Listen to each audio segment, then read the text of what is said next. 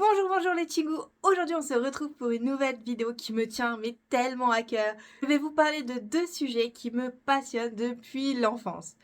Il s'agit bien entendu de la Corée, vu que c'est une chaîne sur la Corée, mais également des mangas et des animés. Parce que oui, je suis une grande fan de mangas et d'animés, et je pense que si tu me suis sur Instagram, tu l'as peut-être déjà compris. Dans cette vidéo, je vais t'expliquer la place du manga et des animés en Corée du Sud. Je vais également t'emmener dans des endroits spéciaux si tu es fan de mangas et d'animés, et tu verras, tu ne seras pas déçu.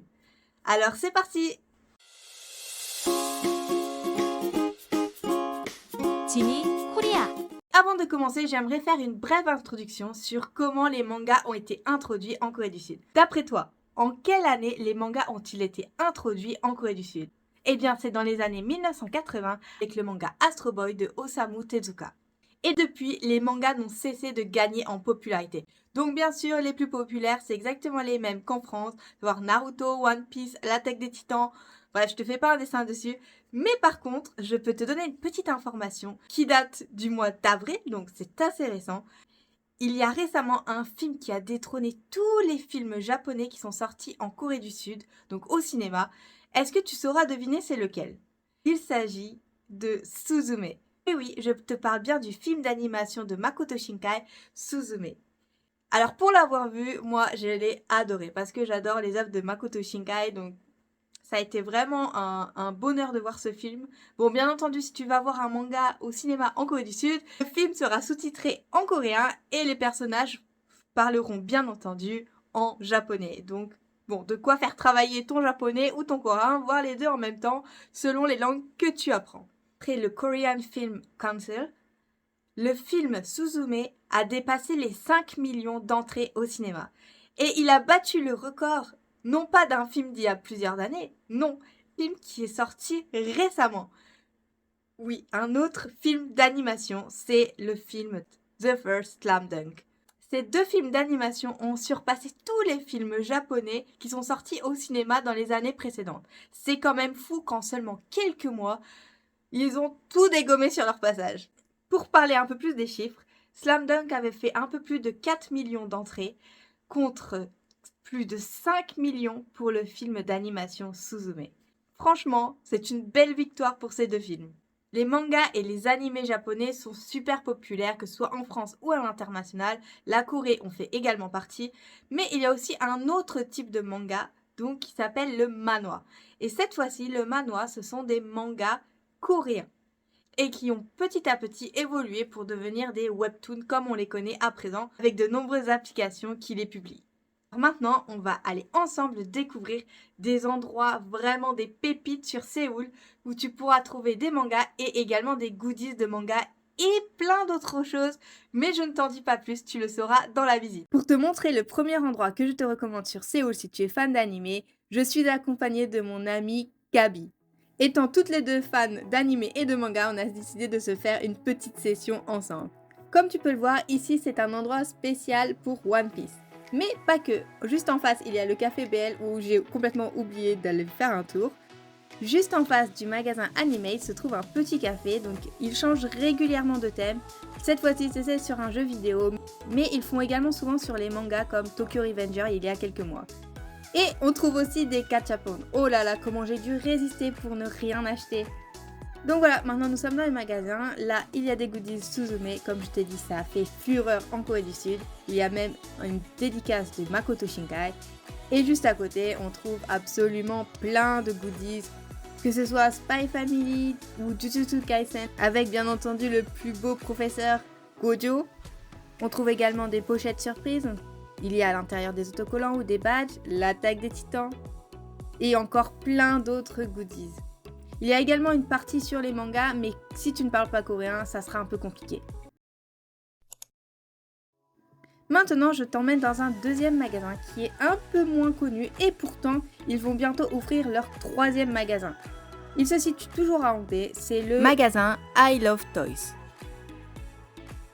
Donc ici, il y a plein de goodies, des figurines, des cartes. Il y a même mon animé préféré, Tokyo Revengers, pour ceux qui connaissent. Bon, on trouve aussi des cartes qui sont quand même un peu chères. Je pense qu'elles le sont plus qu'au Japon, forcément vu qu'elles sont importées. Ici, c'est des petits habits pour faire des figurines. Je trouvais ça tellement mignon. Donc on a le corps, les yeux, et puis après, on a la petite maison. On peut regarder l'intérieur, c'est trop mignon. J'ai craqué.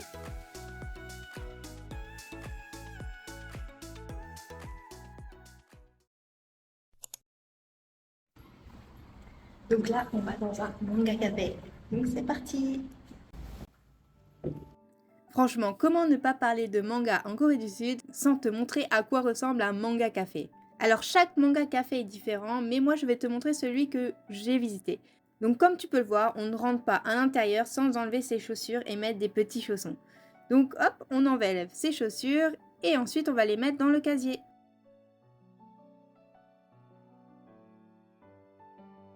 Selon les mangas cafés, il y a plus ou moins de choix en ce qui concerne les mangas. Bien entendu, ils sont tous en coréen. Là-dessus, il n'y a pas de doute, il n'y a pas d'anglais ni de français, hein, vu qu'on est en Corée. Il y a même des petites salles de cinéma, mais elles étaient occupées, donc j'ai pas pu te les montrer. Donc on retrouve les mangas les plus classiques, One Piece, Naruto, Bleach. Et également, souvent, on y trouve des jeux. Donc c'est pratique car tu peux venir avec des amis et jouer, ou alors venir seul et lire des mangas, même ou lire des mangas à plusieurs, c'est tout à fait possible. Donc moi j'ai choisi d'aller dans ce petit box. Donc j'ai payé 8000 won pour une boisson et 1 heure dans ce manga café. Et je suis allée également choisir mes mangas parce que sans manga sinon ça sert à rien. Donc j'ai pris My Hero Academia et Olimia. Allez c'est parti, on a 1 heure pour lire, donc pas de temps à perdre.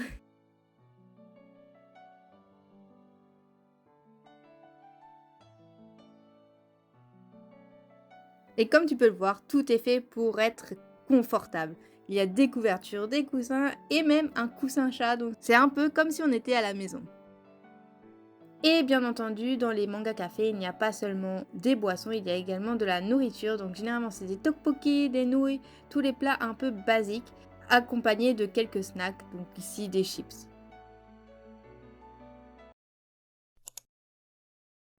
Alors je suis d'accord avec toi, les mangas cafés, ce n'est pas cher.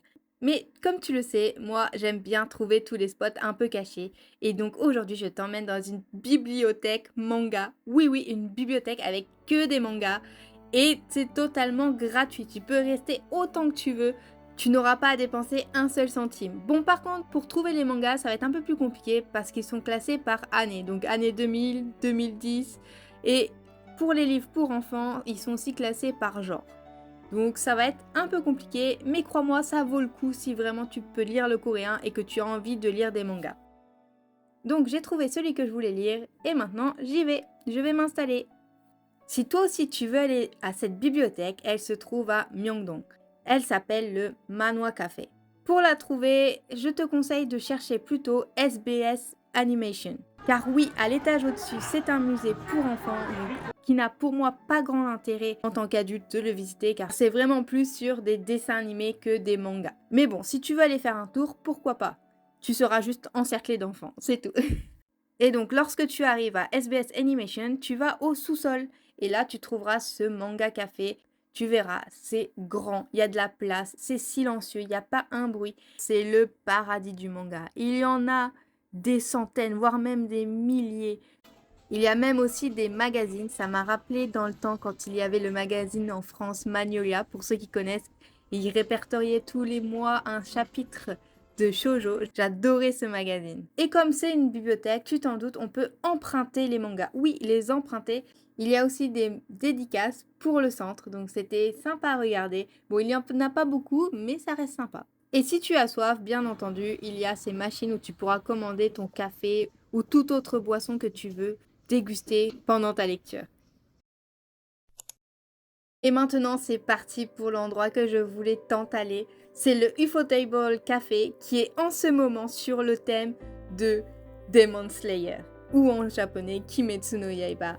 J'adore. En plus, je suis à fond sur la nouvelle saison, donc c'était parfait. Comme tu peux voir, la décoration est très sympa avec des pancartes de chaque personnage et aussi une télé où dessus il est passé des vidéos, des dessins, des openings. Et si tu regardes les boucles d'oreilles de Tanjiro, elles ne sont pas comme celles que l'on connaît. Le drapeau du soleil levant a été supprimé à cause du passé, mais ça je ne t'en parlerai pas dans cette vidéo. Et donc avec mon amie Gabi, nous avons pris chacune une boisson. Elle a pris la boisson Nezuko avec un lait à la fraise et moi la boisson Tokito, c'était un aid avec un sirop de passion, un jus de pêche, du sirop curaçao, franchement on sentait que la pêche. Donc petite déception. Et dans le café, il y a également un magasin, mais autant te dire que ça coûte très cher. Ce goodies par exemple, il coûtait 33 000 won. Mais bon, on a quand même passé un très bon moment et moi j'ai adoré être dans ce café. Il a été à la hauteur de mes attentes. Go!